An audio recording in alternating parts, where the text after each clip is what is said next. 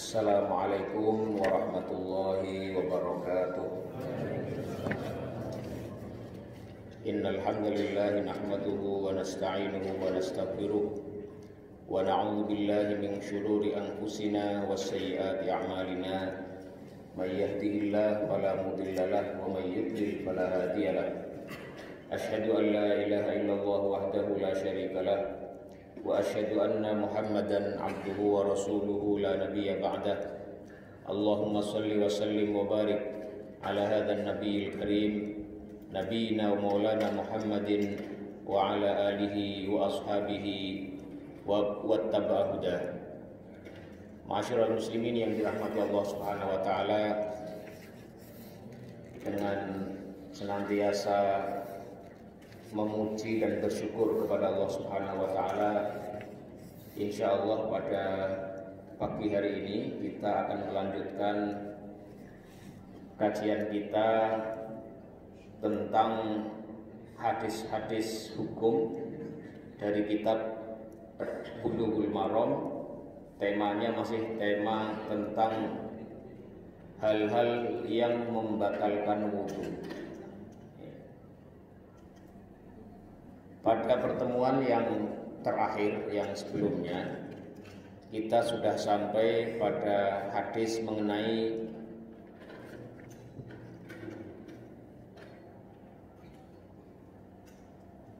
tidak diharuskannya seseorang ketika berzikir kepada Allah Subhanahu wa taala untuk berada dalam keadaan suci atau harus berwudu terlebih dahulu.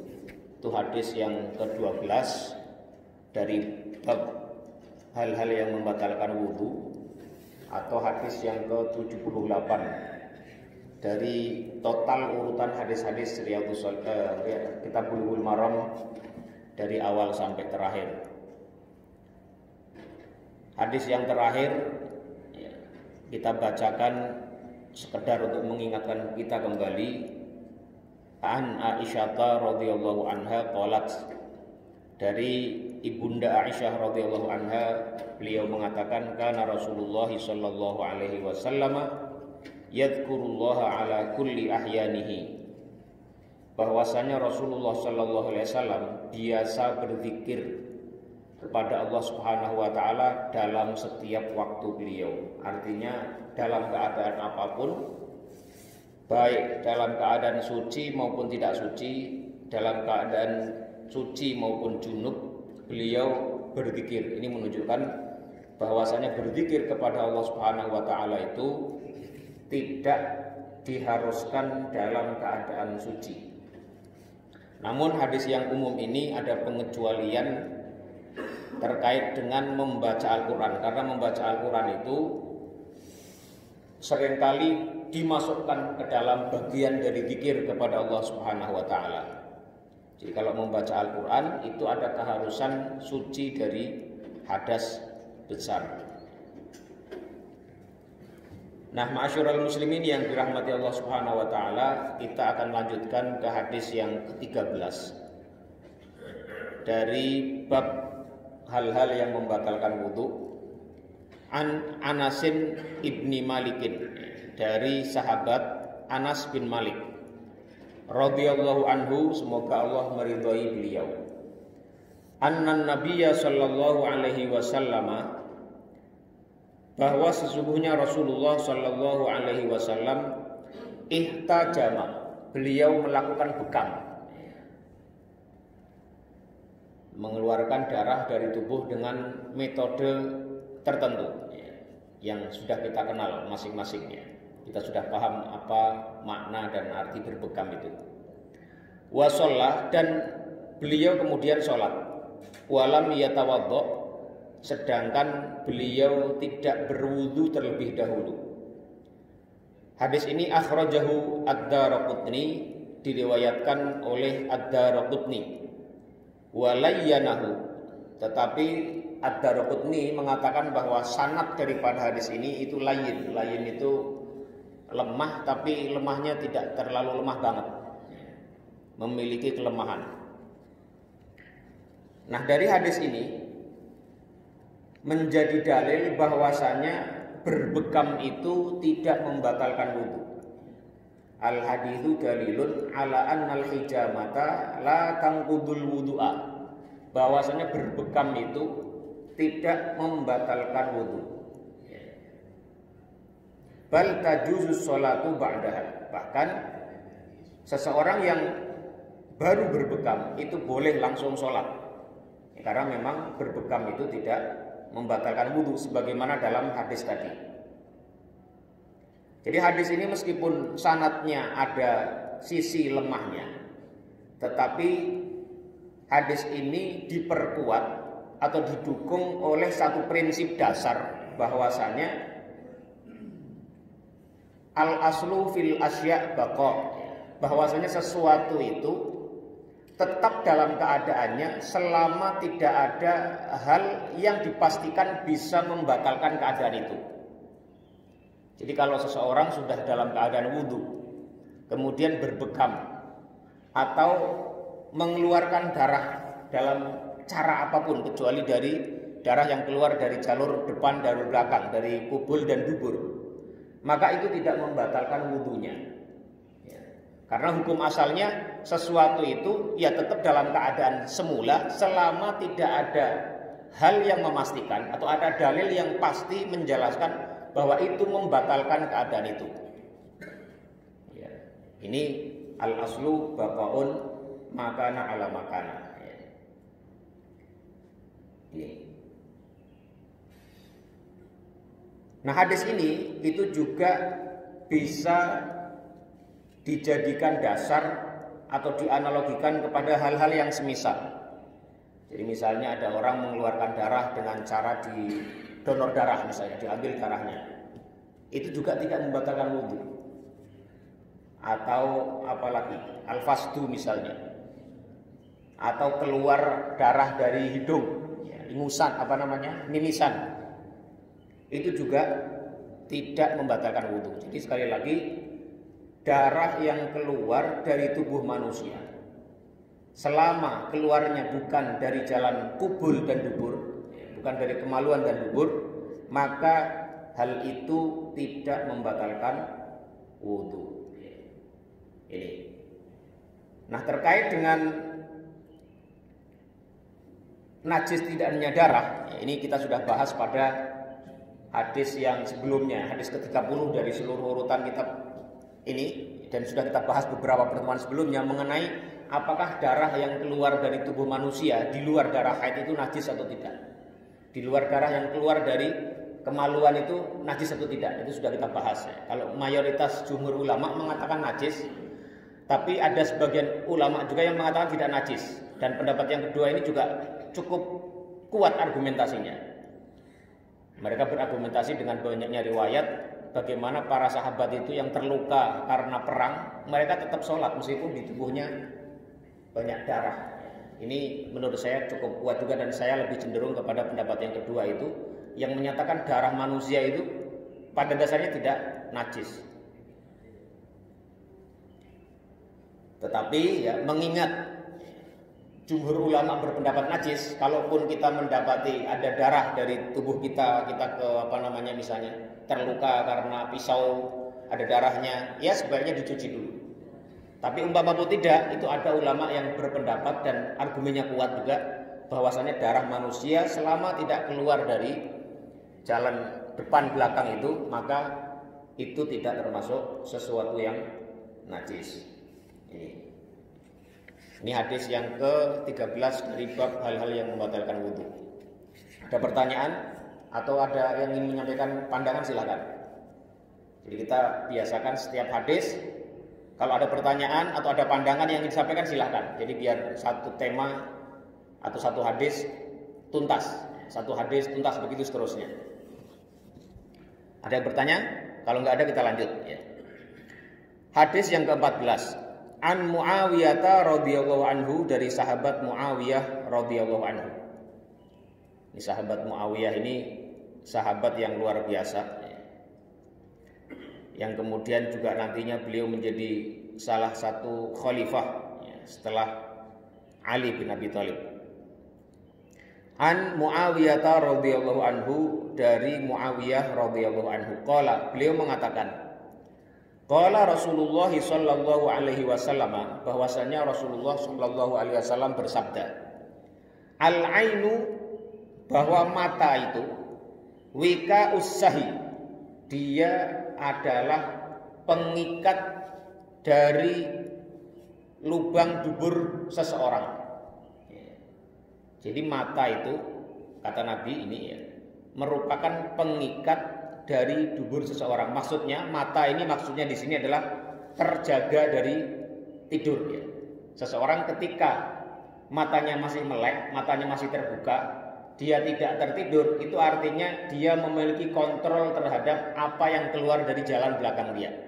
Ya, al-ainu wika usahi, bahwasanya mata itu merupakan pengikat dari lubang dubur. Fa idzana matil ainani, maka apabila mata terpejam, maksudnya ketika dua mata sudah terpejam, itu maksudnya tertidur. Kalau seseorang itu tertidur, istatlaqal wika'u, maka terlepaslah ikatan itu, atau terbukalah ikatan itu. Rawahu Ahmadu wa Tabarani. Hadis ini diriwayatkan oleh Imam Ahmad dan Imam Tabarani. Wa zada, dan Imam Tabarani menambahkan dalam riwayatnya, wa man nama falyatawadda, dan barang siapa yang tidur maka hendaklah dia berwudu ketika dia mau melakukan amalan-amalan ibadah yang mengharuskan berwudu. Ini. Wa hadhihi ziyadatu fil hadithi inda Abi Dawud min hadithi Ali duna qaulihi istatlaqal wika'u. Hadis ini juga diriwayatkan, tambahan ini juga diriwayatkan oleh Imam Abu Dawud dari hadis sahabat Ali, tapi tanpa ada kalimat istatlaqal wika'u, maka terbukalah ikatan itu. Wa fi kilal isnadaini dhafun, tetapi dua hadis tersebut dalam sanadnya ada sisi kelemahan, atau hadis ini tergolong dalam kategori hadis dhaif. Nah, masyarul muslimin yang dirahmati Allah Subhanahu wa taala, hadis ini menjadi dalil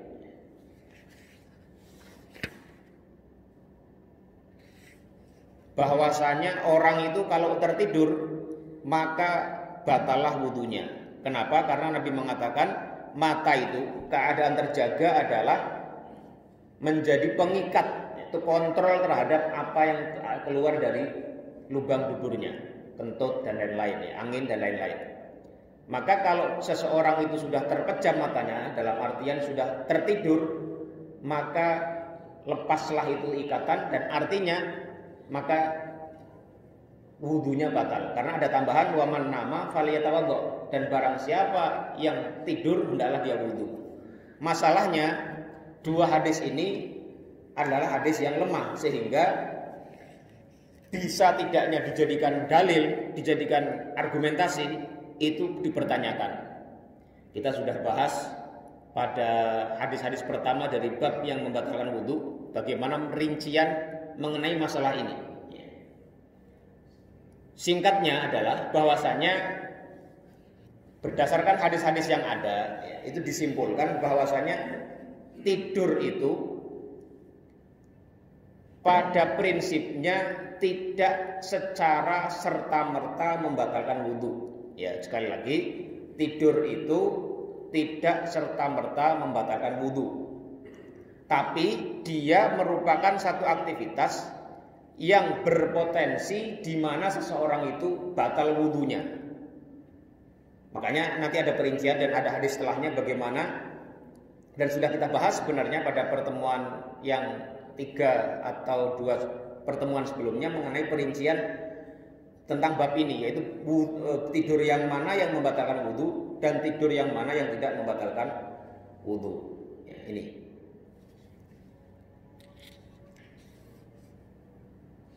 Al haditsani yadullani ala anna nauma laisa naqidun bi nafsihi. Dua hadis tadi karena hadisnya hadis dhaif maka tidak bisa dijadikan hujah, dan ada hadis lain yang menjelaskan tentang bab ini, maka dapat disimpulkan bahwasanya tidur itu tidak membatalkan wudu. Wa innama huwa madhinnatun linaqdi, tetapi diduga kuat tidur itu adalah keadaan di mana seseorang bisa batal wudunya. Wa dzalika idza kana al-insanu fi halatin la yamliku nafsahu, yaitu ketika seseorang tidur dalam keadaan di mana dia sudah sama sekali tidak sadar tentang apa yang terjadi dalam dirinya. Fala yash'uru bima yakhruju minhu, sampai dia tidak merasa lagi apa yang keluar dari badannya. Fa idza kana kadzalika falyatawadda li'annahu nama. Kalau sudah demikian maka hendaklah dia berwudu karena dia sudah benar-benar tidur. Ini. Jadi sekali lagi kalau tidurnya itu sudah tidur yang tidurnya nyenyak ya, tidur banget, benar-benar tidur, bukan tidur tai ayam istilahnya, mohon maaf ya. Itu orang sudah seharusnya dia berwudu. Karena apa? Karena mungkin saja dia keluar angin tapi dia tidak sadar. Disarankan untuk berwudu. Ini. Nah, hadis yang berikutnya ini nomor 15, wali Abi Dawud aidan, dan juga diriwayatkan oleh Imam Abu Dawud. An Ibnu Abbasin, dari sahabat Ibnu Abbas marfu'an. Hadisnya hadis marfu', maksudnya diriwayatkan sampai kepada Rasulullah sallallahu alaihi wasallam. Innamal wudu'u, sesungguhnya wudu itu diwajibkan alaman nama muttaji'an, yaitu diharuskan kepada orang yang tidur berbaring. Al-ittija itu adalah orang yang tidur dengan meletakkan lambungnya di lantai atau di dasar, di tempat tidur. Itu namanya muttaji'an. Jadi hadis ini mengatakan sesungguhnya wudu itu diharuskan bagi orang yang tidurnya tidur berbaring. Wa fi isnadihi dha'fun aidan. Masalahnya adalah dalam sanad dari hadis ini juga adanya kelemahan, ada dha'fun ya, atau hadis ini hadis lemah. Nah, dari hadis ini ya, disimpulkan bahwasanya hadis ini dalilun ala anna nauma halawat jambi alal ardi naqidun lil wudu. Hadis ini sekiranya hadisnya itu sahih, maka menjadi dalil bahwasanya tidur dengan meletakkan lambung di tempat tidur, ya, di mana dia tidur, di lantai atau di kasur atau dimanapun, kalau seseorang sudah tidurnya itu berbaring, maka dia membatalkan wudu. Ini sekiranya hadisnya hadis sahih. Masalahnya hadisnya hadis dhaif, sehingga para ulama sebagian tidak juga menggunakan atau menjadikan hadis ini sebagai dasar. Karena itu mereka yang menyatakan bahwa hadis ini tidak bisa dijadikan dasar, maka seseorang kalau tidur, meskipun tidurnya itu berbaring, selama tidak benar-benar tidur terlelap sehingga dia kehilangan kontrol yang benar-benar terhadap dirinya, maka itu tidak membatalkan wudunya. Ini juga kalau dalam mazhab Syafi'i itu kan kalau kita tidurnya sambil duduk itu tidak membatalkan wudu. Ya. Karena mafhum mukhalafah dari hadis ini adalah tidur yang berbaring sajalah yang bisa membatalkan wudu. Kalau tidak berbaring ya, itu tidak apa-apa. Ini dikiaskan juga dengan orang yang melendotan. Ya. Kalau melendotan itu kan dia meletakkan punggungnya ke kesandaran, itu juga dikiaskan dengan ini, karena seseorang kalau sudah menaruh lambungnya atau bagian tengah badannya ini ke kesandaran atau ke tempat pembaringan, itu artinya otot-ototnya itu sudah benar-benar longgar gitu ya. Sehingga kalau ada sesuatu yang mau keluar dari perutnya itu bisa terjadi dengan mudah. Berbeda dengan orang yang duduk. Yang duduk itu secara secara dari sisi pengalaman itu dia angin tidak mudah keluar kecuali memang diinginkan untuk keluar. Itu yang membuat adanya perbedaan mengenai tidur yang mana yang membatalkan wudu dan tidur yang mana yang tidak membatalkan wudu. Ini.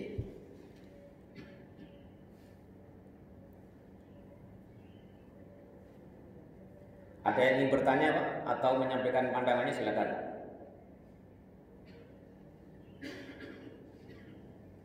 Ya, sekali lagi mengenai masalah tidur ini ya, tidur yang membatalkan wudu adalah tidur yang benar-benar terlelap sehingga seseorang itu tidak sadar atas apa yang terjadi pada dirinya. Ada sebagian sebagian ulama itu yang memberikan standar, jadi tidur yang terlelap itu adalah kalau seseorang itu membawa di tangannya ada satu hal, kalau dia sampai tidurnya sampai apa yang dia pegang itu jatuh, nah itu maksudnya adalah tidur yang benar-benar terlelap. Tapi ini adalah pandangan yang mungkin bisa diperdebatkan. Hadis yang ke-16, 17, 18, 19 ini kita baca sekaligus karena bersinggungan dan berurutan.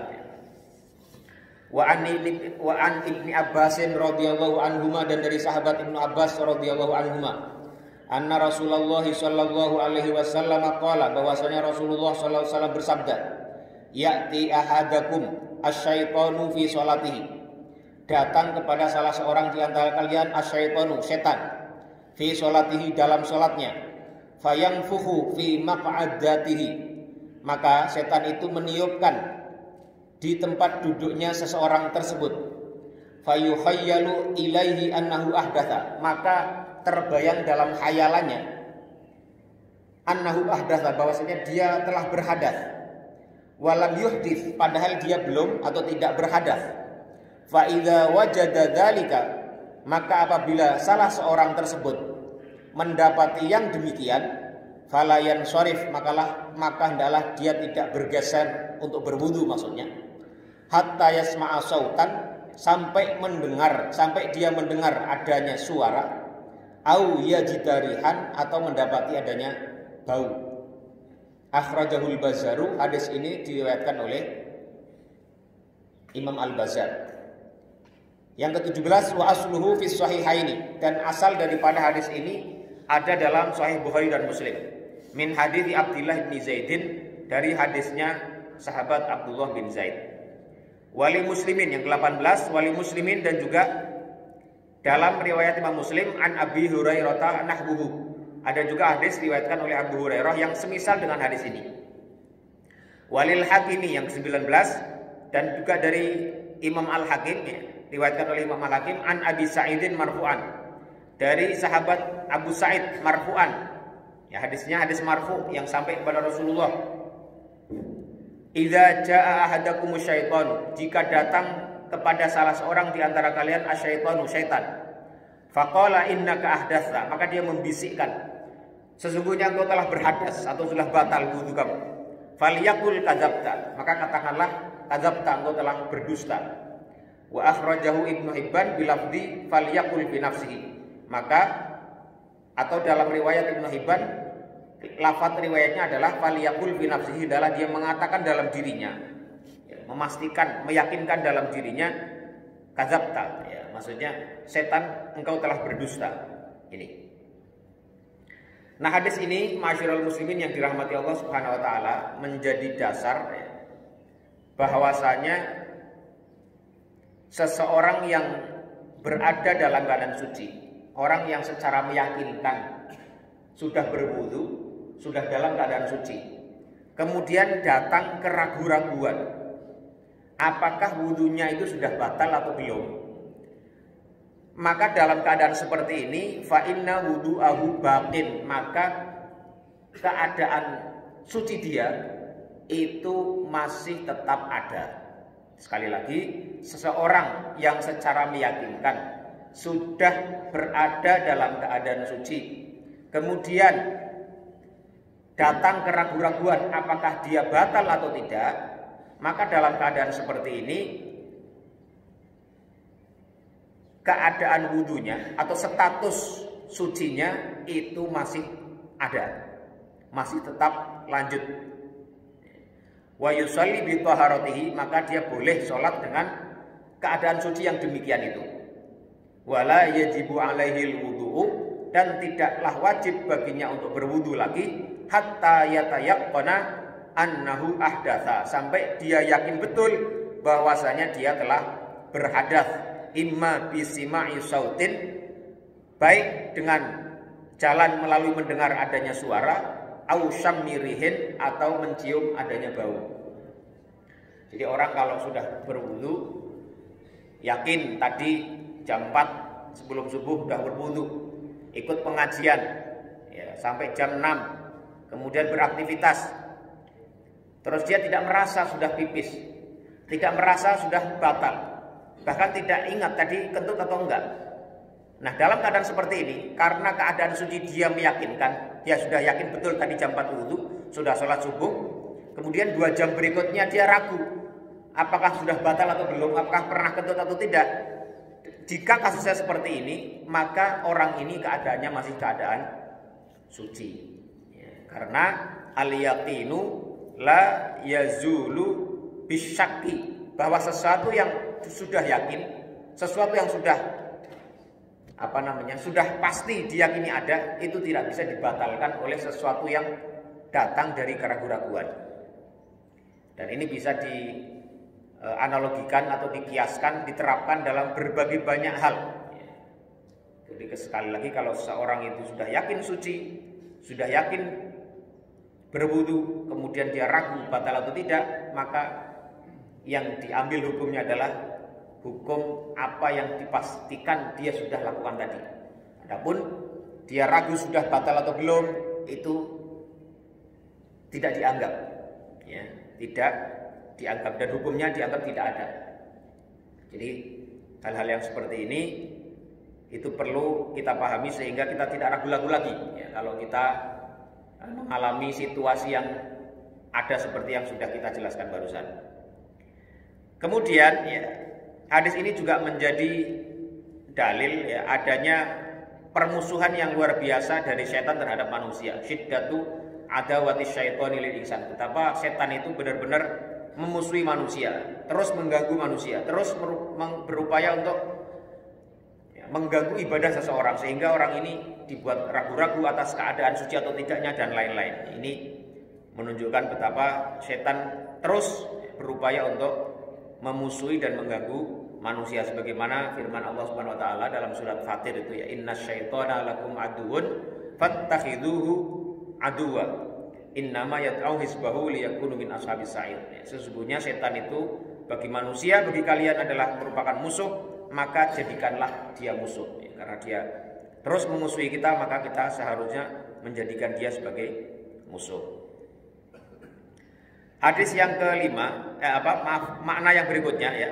Fi hadzal hadithi, fi hadhil ahadithi bayanun li'ilajil waswasi. Hadis-hadis tadi itu juga menjadi dasar bagaimana cara kita menanggulangi waswas. Ya, jadi kalau kita ada ragu-ragu terhadap satu hal, yang keraguan-raguan itu sebenarnya hanya lintasan-lintasan pikiran yang tidak punya dasar yang kuat ya. Hanya lintasan-lintasan yang mengganggu pikiran kita, mengganggu keyakinan kita. Nah, seperti itu kita harus menolaknya dengan serta-merta ya. Harus kita pastikan ya, kita kuatkan dalam hati kita bahwa itu tidak benar ya, seperti tadi wudunya yakin batal atau enggak, dia ada bisikan-bisikan, wah kayaknya saya udah batal ya, kayaknya saya tadi kentut ya, tapi tidak meyakinkan. Dalam keadaan seperti ini, katakan secara yakin, saya belum batal. Itu. Sudah, setelah itu lakukanlah apa yang bisa dilakukan seperti orang yang dalam keadaan suci. Ini. Ada yang ingin bertanya atau menyampaikan pandangannya, silakan. Iya, monggo.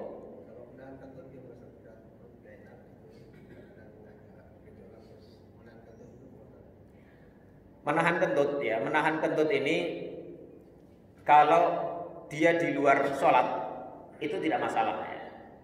Tapi kalau dalam sholat ini nanti ada hadis yang menjelaskan bahwasanya orang yang menahan, yang keluar dari dari jalan depan dan belakangnya itu dianjurkan untuk tidak dilakukan oleh yang sedang sholat ya. la salat apa wala la salata la wala yudafi'uhul akhbathan. Jadi orang sholat itu sebaiknya dia tidak melakukan sholat itu kalau dia menahan sesuatu yang keluar dari jalan depan dan belakangnya. Nah ini yang dimaksud, apakah hanya kencing dan buang air besar? Karena kalau orang sholat menahan kencing dan orang sholat menahan BAB itu dengan hadis tadi itu ada larangannya. Tapi larangan ini kemudian apakah dibawa kepada makruh atau kepada haram?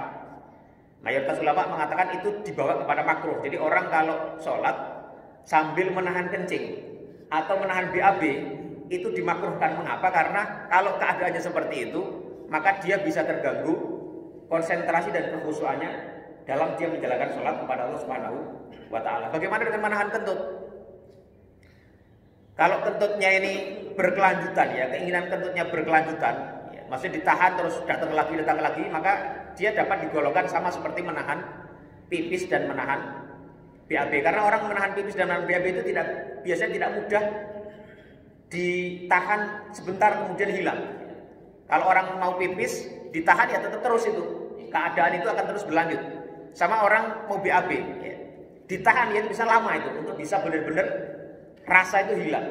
Tapi berbeda dengan kentut. Kalau angin ya itu ditahan sebentar udah hilang. Maka dalam keadaan seperti ini ya, kalau memang kentutnya itu anginnya itu datang terus ya, sebaiknya dibatalkan saja sholatnya.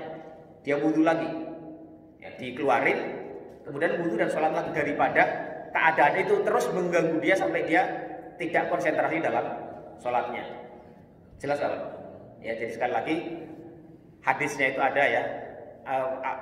Awalnya itu saya agak lupa, yang belakangnya itu wala yudafi'uhul akhbathanu, ya, dan dia tidak la sholata liman fi hadratit ta'am, ya, tidaklah ada sholat, maksudnya jangan setelah seseorang itu sholat di hadapan makanan, ya, kalau kita ada makanan itu jangan sampai kita sholat di depannya, menjadikan di depan sholat ada makanan.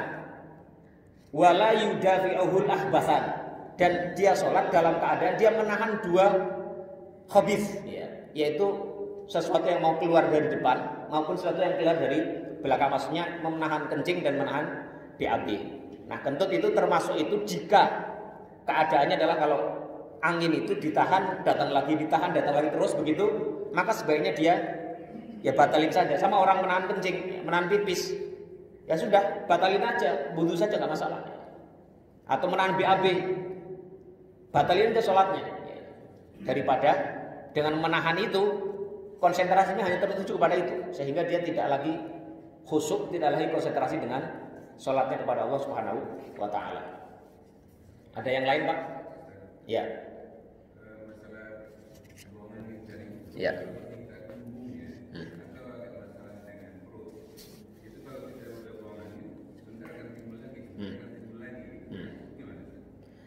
Ya. Ya.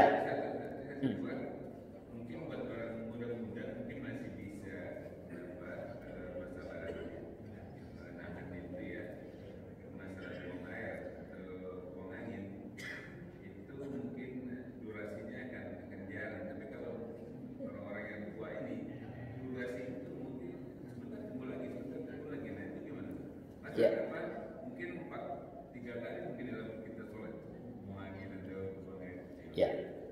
Ya, pertama sekali lagi ya, tadi larangan orang itu sholat sambil menahan hal yang mau keluar dari depan dan belakang, itu para ulama kebanyakan mendudukkannya sebagai larangan yang sifatnya makruh, ya. Makruh saja. Artinya sebaiknya dihindari. Kalau kita bisa hindari itu lebih baik. Misalnya tadi ya, keadaan-keadaan seperti tadi ya sebaiknya batalkan saja sholat. Tapi kalau bagi orang-orang yang tadi, yang menurut Bapak yang bertanya tadi bahwa perutnya kembung, ya, dia kalau ditahan datang lagi, tahan datang lagi. Dalam keadaan seperti ini, ya dia orang ini kan dia tahu betul apa yang terjadi dengan dirinya. Kalau memang menahan itu dia bisa lakukan, ya, selama dia bisa sholat dengan baik, ya silakan saja, itu tidak masalah. Tapi kalau misalnya dia datang lagi, terus dia wudhu, masih ada waktu 5 menit kemudian datang lagi di mana dengan 5 menit itu seseorang bisa sholat 4 rakaat atau sholat 3 rakaat atau sholat 2 rakaat kalau sholatnya sholat subuh, maka dia mengikuti sunnah tadi untuk tidak sholat dalam menahan itu juga nggak masalah. Jadi silakan orang ini menilai ya, keadaannya, apakah bisa tidak dia sholat itu dengan keadaan yang dia pilih tadi. Ya, misalnya tadi perutnya terus bergemuruh ya, mau keluar ditahan, mau keluar lagi begitu. Dia ukur apakah kalau dia keluarin, kemudian dia wudhu, kira-kira jeda dia bisa sholat lagi itu ada nggak? Ya, kalau misalnya setelah dikeluarin biasanya datang lagi itu rasa ingin buang angin itu sekitar 5 menit. Nah, dalam keadaan seperti ini itu artinya dia memungkinkan untuk wudhu, kemudian sholat 4 rakaat selesai, baru datang angin lagi, ya sudah, lakukanlah seperti itu untuk mengikuti sunnahnya, tidak sholat dalam keadaan menahan sesuatu yang mau keluar dari jalan depan maupun belakang tadi. Itu yang pertanyaan pertama. Ya. Yang kedua mengenai orang sepuh, ya, orang-orang yang berumur yang kemudian tidak lagi mudah untuk menahan itu. Ya. Itu nanti dilihat sesuai seperti yang pernah kita jelaskan, seperti orang yang salisul baul. Kita pernah menjelaskan dulu bagaimana orang yang beser, ya. Orang yang pipisnya tidak bisa dikontrol. Itu para ulama sudah memberikan panduan bahwa yang seperti ini kalau dia mau sholat, dia berwudulah. Misalnya setelah wudu, ya, dia kemudian keluar lagi, ya nggak apa-apa. Karena apa? Karena dia kalau setelah wudu keluar lagi, dibersihkan wudu lagi, ternyata ketika sholat keluar lagi, begitu seterusnya, maka dia tidak akan mungkin melakukan sholat karena dia sudah sepuh, tidak bisa menahan apa yang keluar dari tubuhnya. Dalam keadaan seperti ini, orang-orang yang seperti ini dibolehkan dia berwudu, kemudian dia sholat. Kalau meskipun sedang sholat itu dia keluar, keluar pipisnya tanpa kontrol, itu nggak masalah, dia tetap sholat. Tapi nanti kalau dia sudah sholatnya selesai, kemudian dia mau sholat lagi yang lain, ya, sholatnya misalnya dia menjamak, maka dia harus berwudu lagi, ya, karena sudah beda sholatnya lagi. Tapi kalau dia masih dalam sholat itu, maka dia diampuni daripada kesalahan seperti itu, karena dia tidak mampu mengontrol apa yang harus keluar dari badannya. Ini sama dengan kentut, dengan buang angin. Kalau misalnya benar-benar ya, buang angin itu terus-menerus sampai kalau dia tidak memberi jeda kepada itu untuk bersuci lagi, tidak memungkinkan baginya untuk melakukan sholat itu, maka ya nggak apa-apa. Dia wudu, lagi sholat, keluar lagi, terus sholatkan sholatnya. Sekali lagi ya, ini hanya dalam keadaan jika buang angin itu benar-benar terus-menerus tidak bisa dikontrol. Tapi kalau tadi ada jeda di mana dia setelah buang angin memastikan ada waktu yang cukup bagi dia untuk bersuci dan kemudian sholat, maka lakukan yang seperti itu. Bisa dipahami nggak Pak?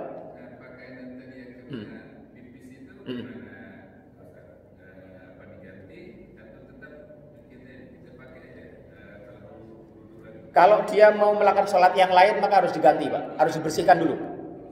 Jadi misalnya nih jam 12 begitu mendengar azan zuhur, ya, dia mau sholat, dia berwudu, datang ke masjid, terasa ini ada yang keluar, tapi kan memang begitu dia nggak bisa ditahan, tidak apa-apa, terus saja dia melakukan sholatnya dia itu. Tapi begitu nanti selesai, ya, dan dia mau sholat asar, ya, nanti dia berwudu lagi, tapi sebelum itu harus dibersihkan dulu bekas pipisnya itu. Makanya kalau dia bisa taruh sesuatu yang bisa menahan air pipisnya, entah itu kertas, kalau kertas bocor ya, apalah, entah lapisan apa atau pempes kalau sekarang, ya sebaiknya lakukan itu. Ya, ini sekali lagi bagi orang-orang yang dalam keadaan seperti itu para ulama sudah memberikan panduan, karena agama itu mudah, ya demikianlah dilakukan. Ya. Tapi kalau keadaan misalnya dalam situasi yang tidak memungkinkan bagi dia untuk mengganti bajunya atau tidak mendapati air yang cukup untuk membersihkan bajunya itu, mudah-mudahan yang seperti ini itu baginya adalah ada afu atau disebut dalam keadaan ma'fu, dia diampuni untuk tidak membersihkannya. Tapi hukum dasarnya adalah dia tetap wajib membersihkan yang najis itu dan juga berwudu. Tetapi itu tadi ya, kalau dia berwudu keluar lagi, wudu keluar lagi, nggak masalah, dia berwudu keluar, biarkan itu, nggak apa-apa, teruskan sholatnya. sampai nanti datang sholat yang berikutnya. Allah alam bisawab. Jadi kalau misalnya dari zuhur ke asar mungkin bisa kita ganti. Nah ini kita sampai di masjid kita sholat tahiyat ya sunat. Nah itu terasa keluar.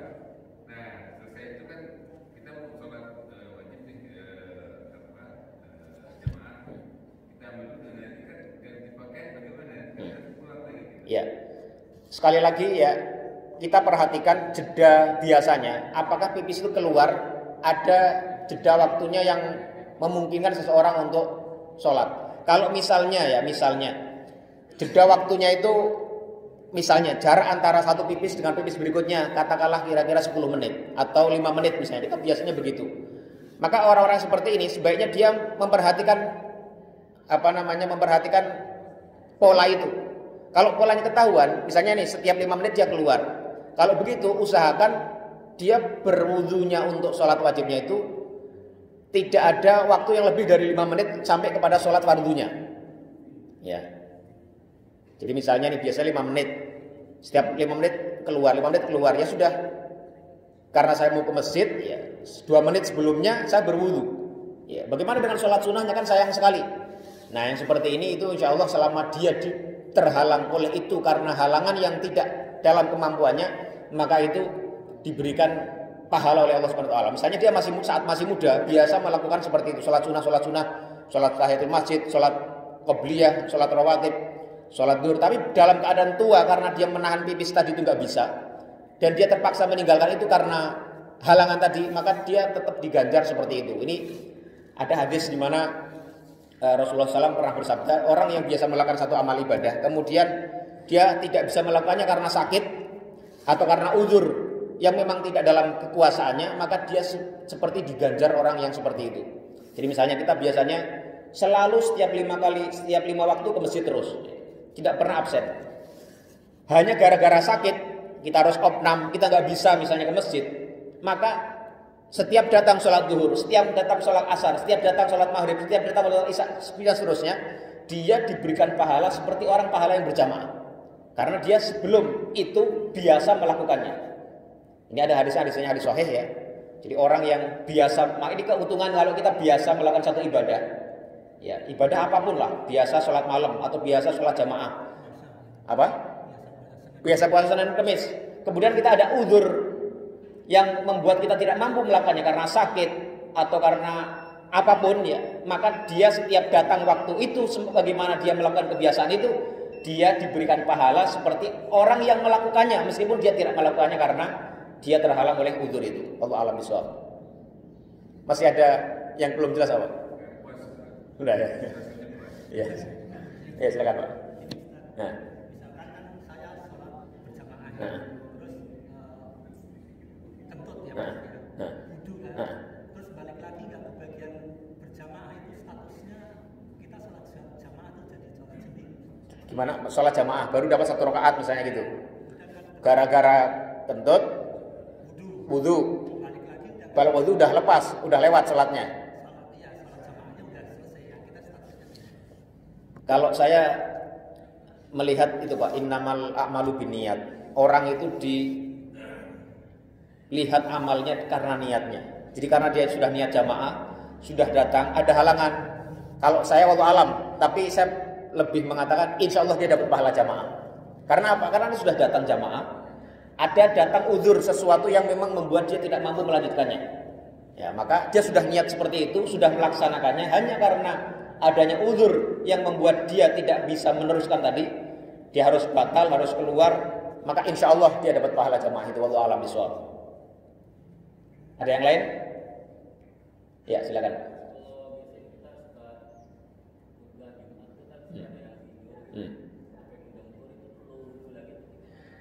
Kemarin juga kita bahas juga ya, masalah mendengur atau tidak itu tidak menjadi ukuran sebenarnya.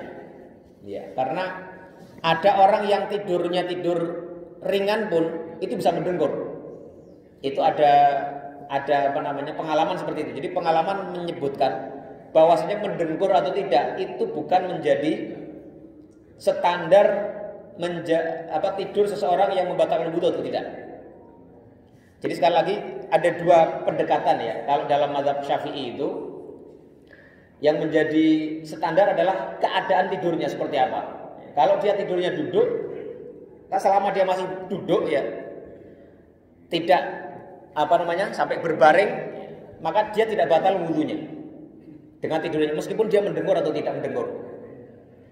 Atau yang kedua, pendekatannya adalah pendapat yang kedua, pendekatannya bukan masalah bagaimana cara dia tidur, tapi seperti apa dia tidur, keadaannya. Kalau dia benar-benar terlelap sampai dia tidak sadar, ya, sampai komat pun nggak nyadar dia, nggak dengar itu orang komat. Nah, yang seperti ini yang bisa membatalkan wudu. Karena apa? Dia tidurnya sudah benar-benar tidur di mana dia tidak sadar apa yang terjadi.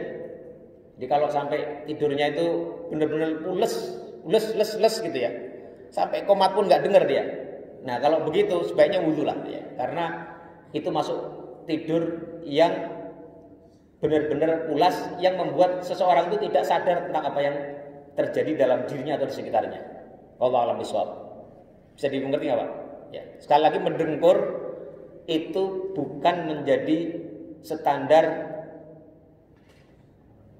atau batasan tidur seseorang itu membatalkan wudu atau tidak. Ya, wallahu a'lam bishawab. Ada yang lain? Ya.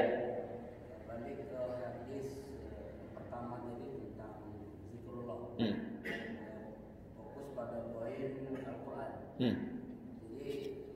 Fatwa kontemporer yang kita dengar, tidak ada alasan bagi wanita hari ini, termasuk ketika dia sedang haid, untuk tidak membaca Al-Quran.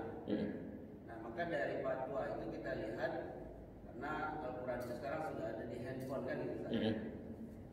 Sepertinya fatwa ini sangat membedakan antara membaca dengan menyentuh mushaf. Nah, jadi kalau membaca tanpa menyentuh mushaf, walaupun sedang haid, sama Ramadan kemarin di fatwa itu kita lihat sangat ini sekali disebarkan untuk keutamaan Al-Quran.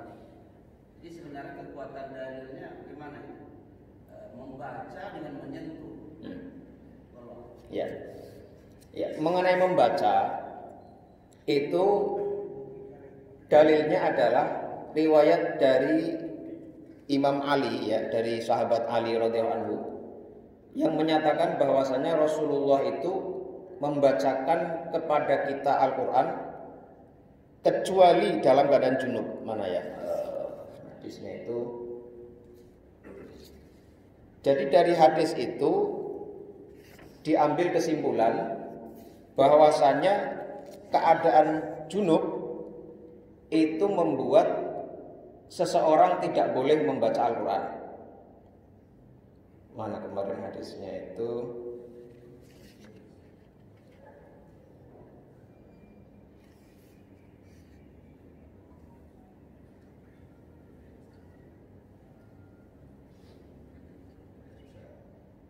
Nah ini hadis Ali radhiyallahu anhu qala, beliau mengatakan ya, karena Rasulullah sallallahu alaihi wasallam yuqri'unal Qur'ana ma lam yakun junuban, bahwa Rasulullah sallallahu alaihi wasallam itu biasa membacakan kepada kita Al-Qur'an selama beliau tidak dalam keadaan junub.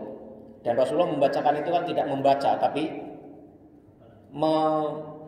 mengeluarkan kalimat-kalimat itu dari hafalan beliau. Maka dari itulah di sini menjadi dalil bahwasanya membaca Al-Qur'an ya, itu tidak dibolehkan dalam keadaan junub. Ini ya. Ini yang pertama. Kemudian yang kedua, mengenai memegang mushaf, itu kemarin sudah kita bahas ya. Mengenai memegang mushaf itu dalilnya ada beberapa pendapat ya. Memang hadis yang disebutkan kemarin, la yamassu al-Qur'ana illa qahirun, ya, tidaklah boleh seseorang itu memegang atau memegang Al-Quran illa qahirun, kecuali orang yang suci. Ini menjadi dalil bagi orang yang mengatakan tidak boleh memegang Al-Quran kecuali dalam keadaan suci, plus ditambah ayat la yamassuhu ilal mutahharun. Meskipun ayat yang la yamassuhu ilal mutahharun itu ayatnya diperselisihkan cara memahaminya. Ada yang memahaminya itu adalah maksudnya bahwa Quran yang di Lauhul Mahfuz itu la yamassuhu ilal mutahharun, tidaklah bisa memegangnya, tidak boleh memegang kecuali al-mutahharun, yaitu para malaikat yang disucikan oleh Allah Subhanahu wa taala. Kalau Al-Qur'an yang di Lauhul Mahfuz tidak bisa dipegang oleh makhluk-makhluk yang disucikan itu para malaikat, maka statusnya sama juga. Al-Qur'an yang ada di dunia ini juga hendaknya tidak dipegang kecuali oleh orang-orang yang dalam keadaan suci, yaitu orang yang bebas dari hadas kecil maupun hadas besar. Memang mengenai bolehnya seorang perempuan membaca Al-Quran atau tidak, itu ada perselisihan pendapat di antara para ulama ya. Ada perselisihan pendapat di antara para ulama.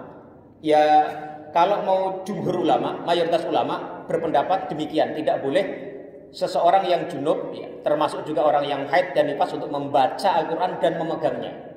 Tapi memang ada pendapat berbeda, karena kalau orang yang haid itu berbeda dengan junub. Mengapa? Karena orang yang haid itu keadaannya itu lama. Bisa 15 hari, berapa? 15 hari ya. Bisa 15 hari maksimal. Atau minimal bisa beberapa hari. Orang-orang yang seperti ini kalau dilarang untuk membaca Al-Quran, maka ini akan merugikan atau tidak memberikan kesempatan bagi dia untuk membaca Al-Quran. Nah ini ya kita mau pendapat yang mana Ustaz? Mau ikut pendapat jumhur yang menyatakan bahwasanya membaca Al-Quran tidak boleh bagi orang yang junub, termasuk orang yang haid dan nifas, atau tadi mengikuti pendapat tadi.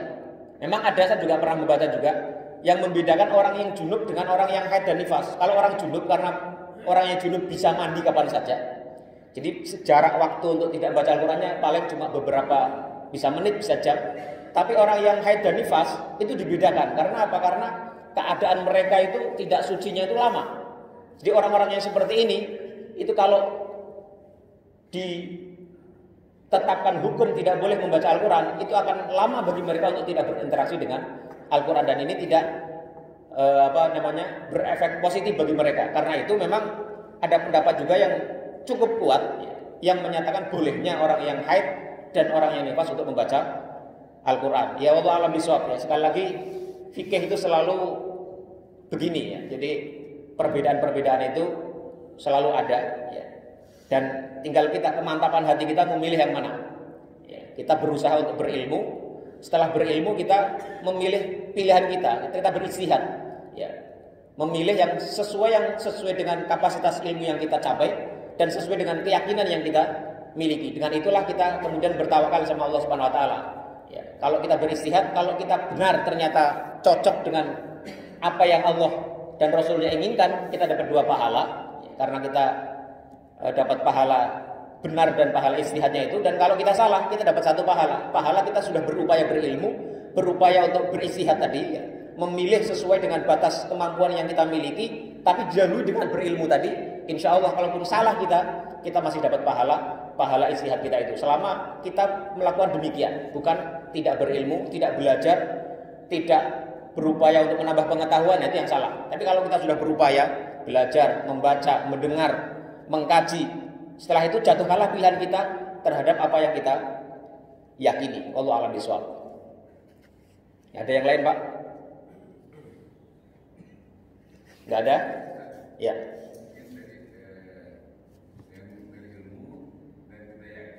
Ditambah satu lagi kali Ustaz, dan kita tahu sendiri kondisi kita. Contohnya tadi kan saat sakit perut atau gimana kan, atau tadi pertanyaan lagi soal ngantuknya sampai ngorok atau segala macam.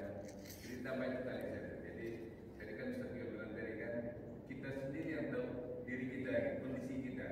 Saya yang buat tadi misalnya kan, yang nggak bisa nahan buang air atau buang angin. Ya itu betul ya. Itu bagian dari, makanya fatwa ya. Fatwa itu kadang-kadang ada sebagian fatwa yang tidak bisa digunakan oleh semua orang. Saya bertanya ya kepada seorang mufti. Saya menjelaskan satu keadaan, menjelaskan satu situasi, kemudian mufti memberikan fatwanya. Itu kadang-kadang ada fatwa-fatwa seperti itu yang tidak bisa dijadikan dasar bagi orang lain. Karena mufti itu ketika memberikan fatwa, dia melihat dalil dan melihat keadaan. Jadi meskipun ada pula fatwa-fatwa, satu fatwa yang dikeluarkan itu sudah bisa fit for all, ya. Jadi bisa dipakai untuk semuanya, ada yang begitu, ya. Fatwa-fatwa yang sifatnya umum. Tapi ada juga fatwa-fatwa yang sifatnya khusus. Jadi orang bertanya, menjelaskan keadaannya, menjelaskan kasusnya, kemudian mufti mengeluarkan hukumnya, mengeluarkan pendapat hukumnya. Nah, kadang-kadang itu tidak bisa dipakai oleh semua orang. Misalnya ada seseorang di Eropa yang bertanya tentang hukum menghadiri satu pertemuan yang di situ ada khomernya misalnya. Kemudian si muftinya ini berpandangan satu fatwa. Itu fatwanya itu belum tentu bisa dipakai oleh orang yang di Indonesia misalnya, atau orang yang di Rusia ada fatwa bagaimana hukumnya misalnya apa yang terkait dengan situasi di mana karena di sana berbeda, ada musim dingin yang luar biasa dan lain-lain. Ada satu hukum yang dimintakan fatwa kepada seorang mufti, tapi pendapat hukum mufti itu belum tentu bisa dipakai oleh orang yang berada di tempat lain. Itu banyak juga kejadian. Karena itulah betul bahwasanya memahami situasi, baik situasi diri sendiri maupun situasi yang ada di sekitar dia, itu bisa mempengaruhi satu hukum dengan yang lainnya. Ya, misalnya hukum mengucapkan selamat Natal. Mungkin berbeda antara orang yang tinggal di Saudi dengan yang tinggal di Eropa. Hukum apalagi ya, banyaklah situasi-situasi yang bisa membedakan pendapat hukum atas seseorang dari yang lainnya, tergantung pada situasinya. Misalnya contoh dulu, Syekh Yusuf Al-Qaradawi juga pernah ditanya hukum menggugurkan kandungan bagi orang-orang di Bosnia yang diperkosa oleh penjajahnya, oleh Serbia. Itu bagaimana, boleh atau enggak? Itu Syekh Al-Qaradawi pernah mengatakan boleh. Karena situasi keadaan yang saat itu memungkinkan untuk melakukan itu. Jadi situasinya sangat sulit sekali. Bagaimana orang-orang perempuan-perempuan di sana itu dihinakan, diperkosa oleh penjajahnya. Kemudian situasinya itu membuat pokoknya orang itu sampai sangat sama sekali benci betul kalau sampai yang lahir itu benar-benar anak yang datang dari hasil perkosaan itu. Itu pernah ada fatwanya, beliau membolehkan menggugurkan kandungan bagi orang-orang seperti itu. Tapi fatwa seperti ini itu tidak bisa dipakai untuk orang-orang lain yang di luar dari konteks yang sedang ditanyakan itu. Jadi makanya hal-hal seperti ini juga perlu kita perhatikan kalau kita baca fatwa ya di internet misalnya.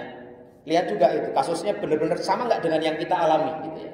Ada satu kasus-kasus yang itu tadi ya, tidak bisa digeneralisir antara satu fatwa untuk seseorang pada kondisi tertentu kepada orang-orang lain dalam kondisi yang tidak sama persis dengan kondisi orang yang bertanya kepada pemberi fatwa tadi. Wallahu a'lam bishawab. Ya. Ada yang lain, Pak? Kalau tidak ada, kita mungkin cukupkan sekian saja. Kebetulan ini juga sudah selesai bab tentang hal-hal yang membatalkan wudu. Ya, bab berikutnya itu tentang bab mengenai qada'ul hajat, bab qada'il hajati, bab tentang buang hajat. Ya, dengan ini kita selesai pula bab tentang hal-hal yang membatalkan wudu. Ya, sekali lagi kita belajar hadis-hadis ahkam ini. Yang pertama faedahnya adalah mendekatkan diri kita kepada Rasulullah SAW. Kita menjadi dekat betul, melihat betul, mendengar betul apa yang diucapkan oleh Rasulullah, karena mayoritas hadis itu diriwayatkan apa adanya ya, maknan walafdon, maknanya dan kalimatnya itulah yang diucapkan oleh Nabi Muhammad SAW. Yang kedua, kita bisa langsung tahu dari sumber hukum aslinya bagaimana hukum itu disimpulkan.